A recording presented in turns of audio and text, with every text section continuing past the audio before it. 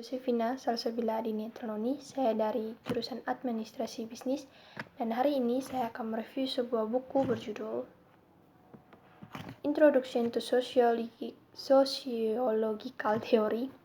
Buku ini terdiri dari 15 bab, yaitu yang pertama tentang Karl Marx. Marx berpendapat bahwa setiap cara produksi, misalnya Kekaisaran Roma, Eropa, feodal dan kapitalisme, mengandung benih-benih kehancurannya sendiri. Mode yang dulunya merupakan perbaikan dari pendahulunya, pada akhirnya akan mengalami kehancurannya sendiri dan diganti dengan sistem yang memperbaikinya. Sampai sejarah berakhir dengan kehancuran kapitalisme dan digantikan oleh komunisme. Tahap terakhir ini atau sejauh ini belum muncul. Sebaliknya, kapitalisme telah menunjukkan dirinya sangat adaptif untuk mengintegrasikan krisis dan kontradiksi yang menantang supremasinya.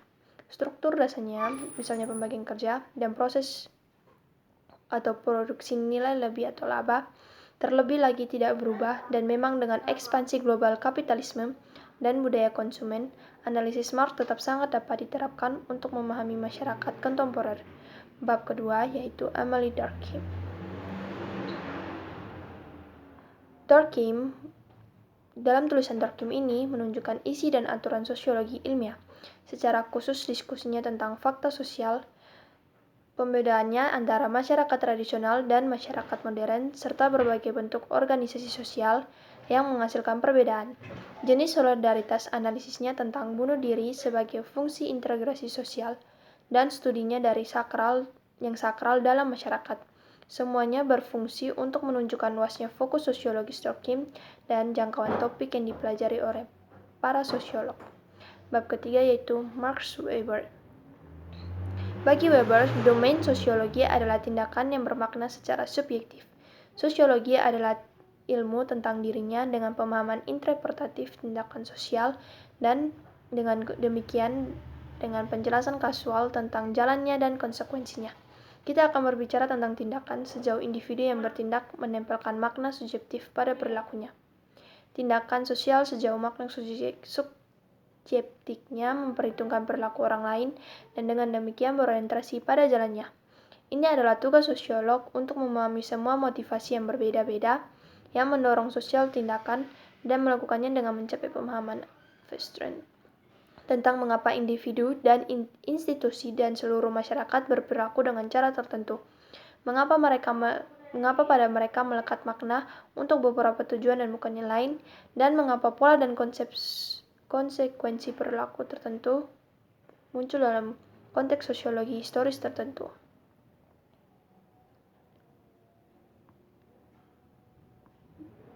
Teori tentang Weber terlihat dengan topik yang sangat luas, bagaimana budaya dan ide, dan bukan hanya kepentingan materi, penting dalam memperlaku sosial dan institusional, berbagai cara di mana motivasi rasional dan non-rasional menembus praktik individu, kelompok, dan institusi sehari-hari. Berbagai sumber otoritas dan legitimasi dalam masyarakat, berbagai sumber stratifikasi sosial, nilai dilema, dan objektivitas kontekstual dalam sains. Bab keempat yaitu Talcott Parsons dan Robert Merton, fungsionalisme dan modernisasi. Ke dalam konteks ini, Parsons bertekad untuk memberikan gambaran yang sistematis, abstrak, dan umum. Teori tindakan sosiologi yang dapat diterapkan. Dia ingin sosiologi menjadi ilmu yang diinformasikan secara teoritis yang hukum analitisnya dapat diterapkan pada masyarakat manapun, dan dia melihat perkembangan teori sebagai bagian penting untuk pertumbuhan dan pematangan sosiologi. Parsons menjelaskan, hampir tidak terlalu banyak untuk mengatakan bahwa indeks tunggal yang paling penting dari keadaan kematangan sains adalah keadaan teori sistematisnya. Ini termasuk karakter yang digeneralisasikan, skema konseptual yang digunakan di lapangan, jenis dan derajat integrasi logis dari perbedaan unsur-unsur yang membentuknya, dan cara-cara di mana ia benar-benar digunakan secara empiris. Riset atas dasar ini.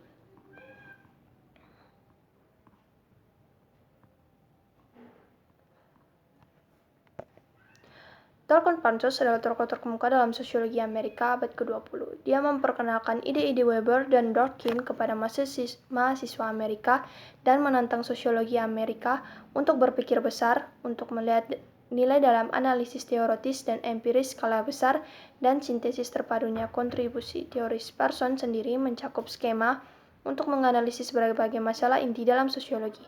Model masyarakatnya sebagai sistem tindakan bermanfaat untuk memahami saling ketergantungan institusi sosial dan sambil menekankan agen voluntaristik dalam tindakan.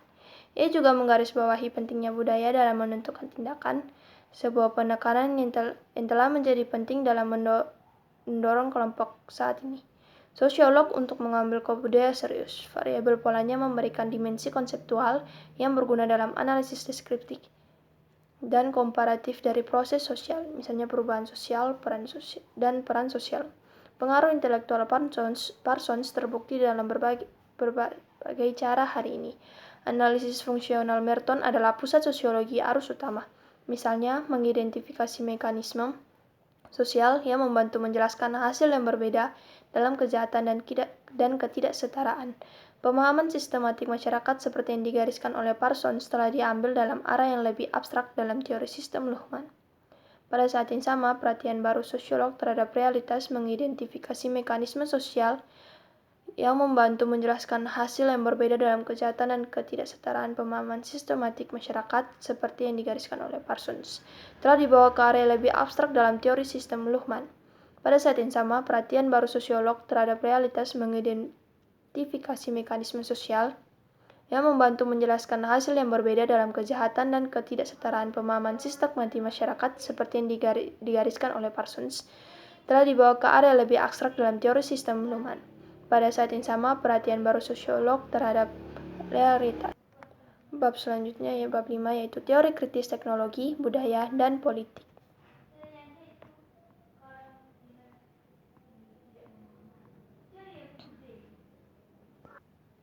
Ahli teori kritis menawarkan kritik pedas terhadap budaya, masyarakat, dan politik kontemporer. Mereka berpendapat bahwa sementara kita menggunakan akal untuk menghasilkan pengetahuan ilmiah baru dan teknologi canggih yang meningkatkan kehidupan kita, pada saat yang sama kita menggunakan banyak dari ini, pengetahuan untuk kontrol sosial dan untuk memajukan dominasi ekonomi, politik, dan budaya kapitalis. Ini adalah dialektika pencerahan terlihat misalnya dalam konten suatu dimensi atau kesamaan yang menjadi ciri pilihan atau palsu yang dirayakan di pasar konsumen dan dalam wacana politik. Bab selanjutnya yaitu bab 6 berjudul konflik, kekuatan, dan ketergantungan di proses makro masyarakat. Di bab ini telah banyak menyoroti berbagai kontribusi teoritis penting. Kita membahas tentang penggambaran Darren Dove tentang kenormalan konflik antar kelompok dalam masyarakat dan kritiknya terhadap penerapan analisis Marx tentang kapitalisme dan perisai kelas dalam masyarakat kontemporer pasca industri. Kemudian kita menyoroti tentang Mills terhadap pandangan konsensus atau kekuasaan keseimbangan masyarakat Parsons dan model konflik kelompok dan Randolph, sebagaimana dijelaskan dalam penafsirannya tentang kekuatan yang relatif tidak terkendali dan terpadu yang dimiliki oleh elit kekuasaan, keputusan pembuat dalam segitiga institusi ekonomi, politik, dan militer. Pergeseran fokus dari masyarakat barat. Kita membahas tantangan yang diajukan terhadap teori dan modernisasi oleh teori hubungan ketergantungan pembangunan ekonomi berbasis Amerika Latin yang dielaborasikan oleh Gunder Frank dan Cardoso. Bab 7 yaitu tukar jaringan dan teori pilihan rasional. Tukar-tukar jaringan dan teori pilihan rasional dengan berbagai menggarisbawahi bahwa kehidupan sosial dapat dipahami dengan mengakui bahwa pertukaran sumber daya mendasari dan mencirikan berbagai hubungan interpersonal, kelompok, dan organisasi yang merupakan masyarakat. Meskipun ada penekanan yang berbeda di antara berbagai teori pertukaran, secara keseluruhan mereka mengingatkan kita pada relevansi prinsip-prinsip motivasi utilitarian dalam membentuk perilaku kooperatif. Relevansi ketidakseimbangan kekuasaan dalam hubungan pertukaran, sentralitas kepercayaan dalam kehidupan sosial, dan mekanisme kelembagaan yang membangun dan mengatur kepercayaan. Signifikasi produk dari ikatan sosial bahkan tanpa adanya kepercayaan. penerapan biaya manfaat, penilaian efisiensi ekonomi ke bidang kehidupan sosial yang mungkin tampak bertentangan dengan kriteria maksimalisasi ekonomi, misalnya pernikahan. Bab 8 yaitu interaksionalisme simbolik. Kita perlu mempelajari melalui pengamatan langsung apa yang sebenarnya terjadi di area kehidupan sosial tertentu. Dalam pandangan ini, dinamika interaksi sosial dapat dipahami tidak dengan mengandalkan tanggapan survei atau data sensus, tetapi dengan melihat secara cermat serta melihat bagaimana manusia terlibat dan menanggapi satu sama lain. Dalam hal spesifik dari fokus analitis umum untuk semua, bagaimanapun adalah penekanan pada interpretasi pekerjaan referensial simbolik yang penting dan terstruktur dalam manusia, yaitu interaksi sosial. Bab 9 yaitu fenomenologi dan etometodologi. Fenomenologi berfokus pada realitas kehidupan sehari-hari dan bagaimana individu mengenali dan mengatur pengalaman sehari-hari mereka. Ini adalah tradisi yang berhutang budi pada tulisan-tulisan Alfred Schott dan dielaborasi oleh Berger dan Luckman, yang menekankan konstruksi sosial dari realitas dan internalisasi dialektis yang dinamis antara pengalaman subjektif dan struktur institusional. Dan kedua yang berfokus pada realitas dari sehari-hari adalah etnometodologi yang dielaborasi oleh Harold Jeffreys. Hal ini berkaitan dengan sosial budaya ditentukan. Metode pengkategorian yang digunakan anggota masyarakat untuk mengenali, menjelaskan, dan menyelesaikan rutinitas kelembagaan dan sosial sehari-hari yang mencapai tatanan sosial. Bab berikutnya yaitu teori feminis. Seperti masyarakat secara keseluruhan, sosiologi telah ditransformasikan oleh perubahan status perempuan. Para ahli teori sosiologis feminis telah menantang marginalisasi disiplin atas realitas perempuan sehingga sosiologi sebenarnya dapat menjadi apa yang diklaimnya, sebuah teori tentang masyarakat. Teori yang mengakui bahwa proses dan institusi sosial membentuk dan dibentuk oleh gender yang berbeda, ras, dan lokasi perpotongan individu lainnya. Sarjana feminis awal seperti Harriet Martineau dan Charlotte Perkins Gilman mengamati kontradiksi antara kehidupan perempuan dan dunia laki-laki yang mendefinisikan dan membatasi kehidupan perempuan, di mana ahli kontemporer Dorothy Smith dan Patricia Hill Collins menggarisbawahi bagaimana pengalaman sehari-hari perempuan menantang cara dominan untuk mengkategorikan pengetahuan dan mengatur kehidupan institusional. Sekian penjelasan saya tentang review buku kali ini. Sekian dan terima kasih.